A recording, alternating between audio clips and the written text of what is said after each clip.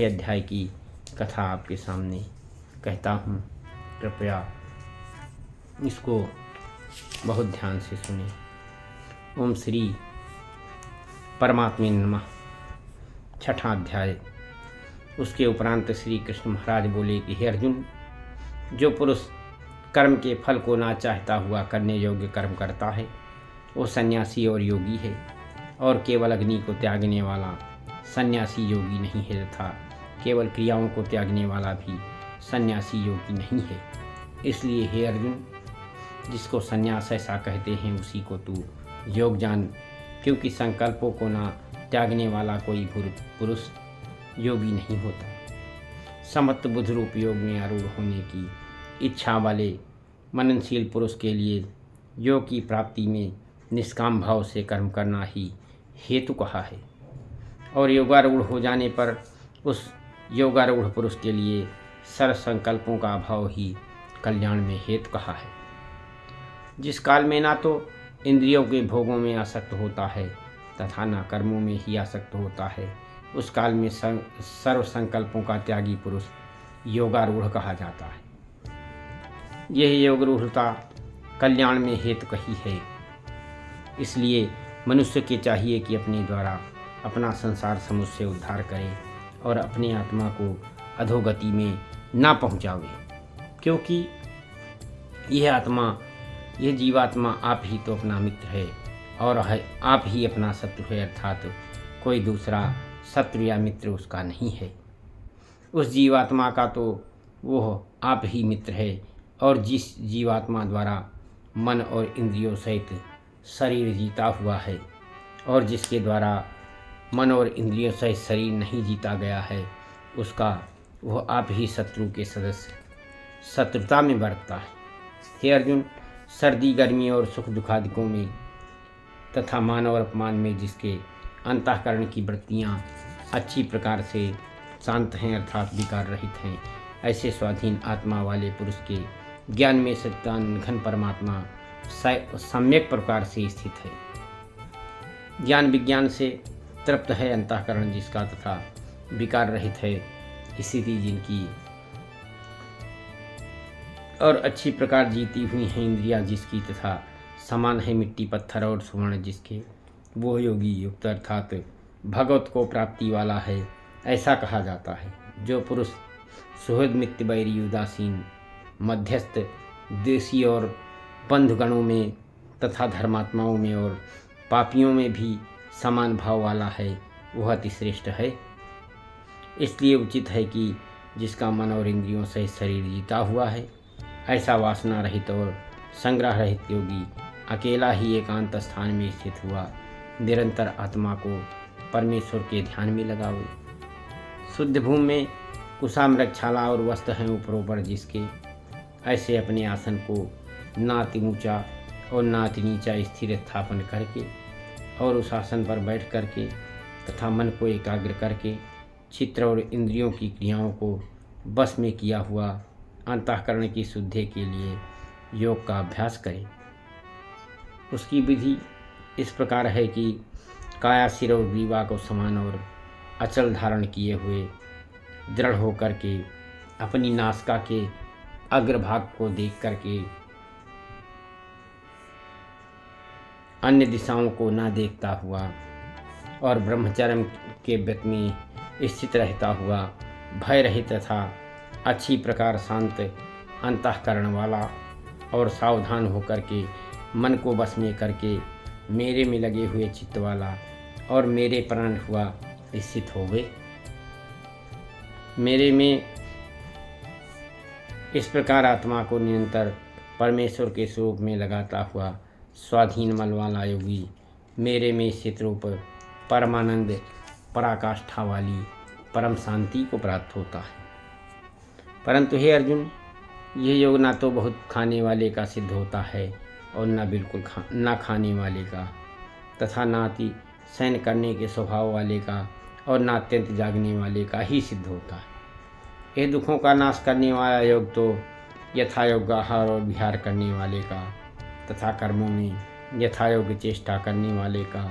और यथायोग शयन करने तथा जागने वाले का ही सिद्ध होता है। इस प्रकार योग के अभ्यास से अत्यंत बस में किया हुआ चित्त जिस काल में परमात्मा में ही भली प्रकार स्थित हो जाता है, उस काल में संपूर्ण कामनाओं से स्पृहा रहित हुआ पुरुष योग युक्त ऐसा कहा जाता है। जिस प्रकार वायु रहित स्थान में स्थित दीपक चलायमान नहीं होता है, वैसी ही उपमा परमात्मा के ध्यान में लगे हुए योगी के जीते हुए चित्त की कही गई है। हे अर्जुन, जिस अवस्था में योग के अभ्यास से निरुद्ध हुआ चित्त उपराम हो जाता है और जिस अवस्था में परमेश्वर के ध्यान से शुद्ध हुई सूक्ष्म बुद्धि द्वारा परमात्मा को साक्षात करता हुआ सच्चिदानंद घन परमात्मा भी संतुष्ट होता है तथा इंद्रियों से अतीत केवल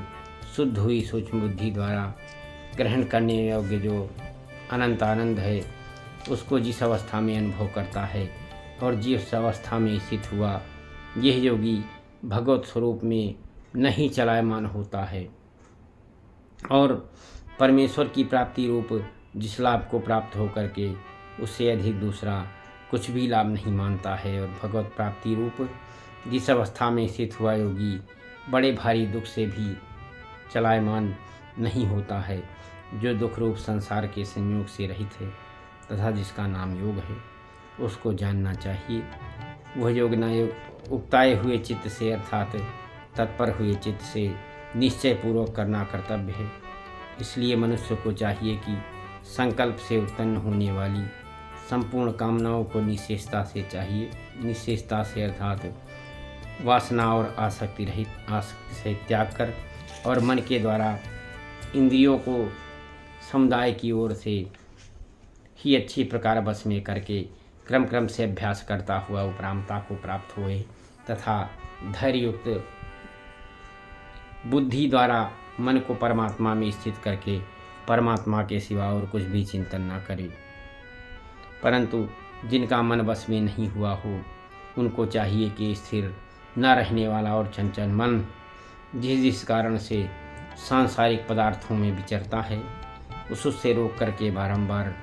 परमात्मा में ही निरोध करे। क्योंकि जिसका मन अच्छी प्रकार शांत है और जो पाप से रहित है और जिसका रजोगुण शांत हो गया है, ऐसे इस सच्चिदानंद घन ब्रह्म के साथ एक ही भाव हुआ योगी को अति उत्तम आनंद प्राप्त होता है। वो पाप रहित योगी इस प्रकार निरंतर आत्मा को परमात्मा में लगाता हुआ सुखपूर्वक परब्रह्म परमात्मा की प्राप्ति रूप अनंत आनंद को अनुभव करता है। हे अर्जुन, सर्वव्यापी अनंत चेतन में एक ही भाव से स्थित रूप योग में युक्त हुआ आत्मा वाला तथा सब में समभाव से देखने वाला योगी आत्मा को संपूर्ण भूतों में बर्फ में जल के सदस्य व्यापक देखता है और संपूर्ण भूतों को आत्मा में देखता है। अर्थात जैसे स्वप्न से जगा हुआ पुरुष स्वप्न के संसार को अपने अंतर्गत संकल्प के आधार देखता है, वैसे ही वो पुरुष संपूर्ण भूतों को अपने सर्वव्यापी अनंत चेतन आत्मा के अंतर्गत संकल्प के आधार देखता है। जो पुरुष संपूर्ण भूतों में सबके आत्मरूप मुझ वासुदेव को ही व्यापक देखता है और संपूर्ण भूतों को मुझ वासुदेव के अंतर्गत देखता है, उसके लिए मैं अदस्य नहीं होता हूँ और वह मेरे लिए अदस्य नहीं होता है, क्योंकि वह मेरे में एक ही भाव से स्थित है। इस प्रकार जो पुरुष एक ही भाव में स्थित हुआ संपूर्ण भूतों में आत्मरूप से स्थित मुझ सच्चिदानंद घन वासुदेव को भजता है, वह योगी सब प्रकार से बढ़ता हुआ भी मेरे में ही बढ़ता है, क्योंकि उसके अनुभव में मेरे सिवा अन्य कुछ है ही नहीं। हे अर्जुन, जो योगी अपनी सदस्यता से संपूर्ण भूतों में सम देखता है और सुख अथवा दुख को भी सब में सम देखता है, वह योगी परम श्रेष्ठ माना गया है। इस प्रकार भगवान के वाक्यों को सुन करके अर्जुन के हे मधुसूदन, जो ध्यान योग आपने समत्भाव से कहा है, इसकी मैं मन के चंचल होने से बहुत काल तक ठहरने वाली स्थिति को नहीं देखता हूँ, क्योंकि हे कृष्ण, यह मन बड़ा चंचल और प्रथा स्वभाव वाला है तथा बड़ा दृढ़ और बलवान है, इसलिए इसका बस में करना मैं वायु की भांति अति दुष्कर मानता हूँ। इस प्रकार अर्जुन के पूछने पर श्री कृष्ण भगवान बेले कि हे महाबाहु, निसंदेह मन चंचल और कठिनता से बस में होने वाला है, परंतु हे कुंती पुत्र अर्जुन, अभ्यास अर्थात स्थिति के लिए बारंबार यत्न करने से और वैराग्य से वश में होता है। इसलिए इसको अवश्य वश में करना चाहिए, क्योंकि मन को वश में न करने वाले पुरुष द्वारा योग दुष्प्राप्त है, अर्थात प्राप्त होना कठिन है, और स्वाधीन मन वाले यत्नशील पुरुष द्वारा साधन करने से प्राप्त होना सहज है। यह मेरा मत है। इस पर अर्जुन बोले कि हे कृष्ण, योग से चलायमान हो गया है मन जिसका, ऐसा शिथिल यत्न वाला श्रद्धायुक्त पुरुष योग के सिद्धि को अर्थात भगवत साक्षात्कारता को न प्राप्त होकर के किस गति को प्राप्त होता है। हे महाबाहु, क्या वह भगवत प्राप्ति के मार्ग से मोहित हुआ आश्रय रहित छिन्न भिन्न बादल की भांति दोनों ओर से अर्थात भगवत प्राप्ति और सांसारिक भोगों से भ्रष्ट हुआ नष्ट तो नहीं हो जाता? हे कृष्ण, मेरे इस संशय को संपूर्णता से छेदन करने के लिए आप योग्य हैं, क्योंकि आपके सिवा दूसरा इस संशय को बताने वाला, दूर करने वाला कोई मिलना संभव नहीं है। इस प्रकार अर्जुन के पूछने पर श्री कृष्ण भगवान बोले कि हे पार्थ, उस पुरुष का ना तो इस लोक में और ना परलोक में ही नाश होता है, क्योंकि हे प्यारे, कोई भी शुभ कर्म करने वाला अर्थात भगवत अर्थ कर्म करने वाला दुर्गति को नहीं प्राप्त होता, किंतु वह योग भ्रष्ट पुरुष पुण्यवानों के लोकों को अर्थात स्वर्गादित उत्तम लोकों को प्राप्त होकर के उन्हें बहुत वर्षों तक वास करके शुद्ध आचरण वाले श्रीमान पुरुषों के घर में जन्म लेता है, अथवा वैराग्यवान पुरुष उन लोकों में न जाकर के ज्ञानवान योगियों के ही कुल में जन्म लेता है। परंतु इस प्रकार का जो यह जन्म है सो संसार में निसंदेह अति दुर्लभ है। वो पुरुष वहाँ उस पहले शरीर में साधन किए हुए बुद्धि के संयोग को अर्थात समत्त बुद्धि योग के संस्कारों को अनायास ही प्राप्त हो जाता है, और हे कुरुनंदन, उसके प्रभाव से फिर अच्छी प्रकार भगवत प्राप्ति के निमित्त यत्न करता है। वो विषयों के वश में हुआ भी उस पहले के अभ्यास से ही निसंदेह भगवत की ओर आकर्षित किया जाता है, तथा समत्त बुद्धि रूप योग का जिज्ञास भी वेद में कहे हुए सकाम कर्मों के फल को उल्लंघन कर जाता है, जबकि इस प्रकार मंद प्रयत्न करने वाला योगी भी परम गति को प्राप्त हो जाता है। तब क्या कहना कि अनेक जन्मों में अंतःकरण की शुद्धि रूप सिद्धि को प्राप्त हुआ और अति प्रयत्न से अभ्यास करता हुआ योगी संपूर्ण कर्मों से अच्छी प्रकार शुद्ध हो करके उस साधन के प्रभाव से परम गति को प्राप्त होता है, अर्थात परमात्मा को प्राप्त होता है, क्योंकि योगी तपस्वियों से श्रेष्ठ है और शास्त्र के ज्ञान वालों से भी श्रेष्ठ माना गया है, तथा सकाम कर्म करने वालों से भी योगी श्रेष्ठ है। इससे हे अर्जुन, तू योगी हो। हे प्यारे, संपूर्ण योगियों में भी जो श्रद्धावान योगी मेरे में लगे हुए अंतरात्मा से मेरे को निरंतर भजता है, वह योगी मुझे परम श्रेष्ठ मान्य है। लक्ष्मी नारायण नारायण हरि हरि, श्रीमन नारायण नारायण हरि हरि, तेरी लीला सबसे न्यारी न्यारी की हरि हरि।